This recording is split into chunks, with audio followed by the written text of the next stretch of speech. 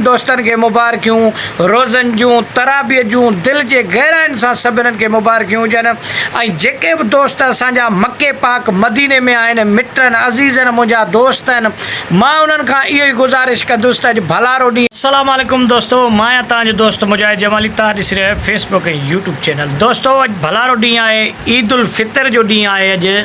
सभिनि दोस्त जेके बि असांजा ॾिसंदड़ आहिनि, जेके असांखे चाहींदड़ आहिनि, जेके असांजा मिट ऐं माइट आहिनि, जेके असांजा दोस्त आहिनि, उन्हनि सभिनीनि खे दिलि जे गहराइनि सां ईद जूं मुबारकियूं ऐं उन्हनि खे रोज़नि जूं मुबारकियूं, उन्हनि खे तरावीअ जूं मुबारकियूं।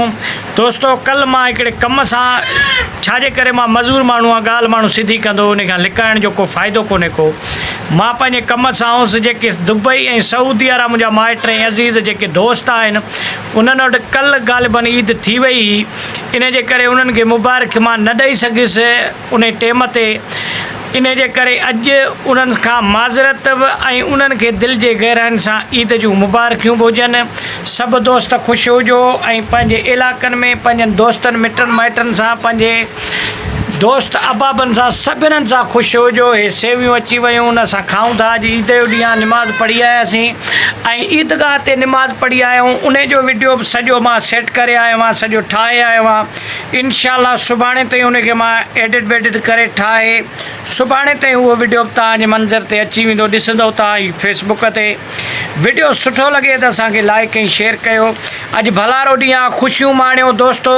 जेके दोस्त मिट माइट अज़ीज़ नाराज़ आहिनि, उन्हनि खे महिरबानी करे वञी परचायो। छाजे करे जो भलारा ॾींहं आहिनि, नबी साईं फरमायो त पंहिंजे दोस्तनि मिटनि माइटनि खे पंहिंजनि खे राज़ी कयो ऐं ख़ुशि रहो। कस खाओ, कस खाईंदड़ माण्हू दुनिया में बि कामयाबु अथव, आख़िरत में बि कामयाबु अथव। बाक़ी जेको माण्हू रीस ऐं जबर ऐं ज़ुल्म जे हिसाब सां हलंदो, जेको चवंदो तूं सेर आहीं त मां सवा सेर आहियां, ईअं किसो न हलंदो ऐं इहो कमु हलंदो बि कोन। सो कुझु किथे किथे पंहिंजे ख़ासि करे पंहिंजे रिश्तेदारनि सां कस खाओ ऐं उन्हनि सां कस जे ज़रिए हलो। कस खाईंदव तॾहिं कमु हलंदो अॻिते। ऐं दोस्तनि पंहिंजनि मिटनि माइटनि अज़ीज़नि खे सभिनीनि खे वञी मिलो। अॼु भलारो ॾींहुं आहे, ख़ुशीअ जो ॾींहुं आहे। अलाह ताला असांजे लाइ हे ॾींहुं मुस्लमाननि जे लाइ हे ॾींहुं मुक़ररु कयो त तव्हां ख़ुशियूं माणियो। पंहिंजनि दोस्तनि सां, रिश्तेदारनि सां, अहबाबनि सां वञी मिलो, ख़ुशियूं कयो, घुमो फिरो। इन जे करे मां इहा ई तव्हांखे हिन अॼोके वीडियो में मैसेज ॾींदुसि त अॼु भलारो ॾींहुं आहे, घुमो फिरो, खाओ ऐं पंहिंजे ओस पास ग़रीबनि जो बि ख़्यालु कयो। छाजे करे जो ईद ग़रीबनि जी बि आहे, अमीरनि जी बि आहे।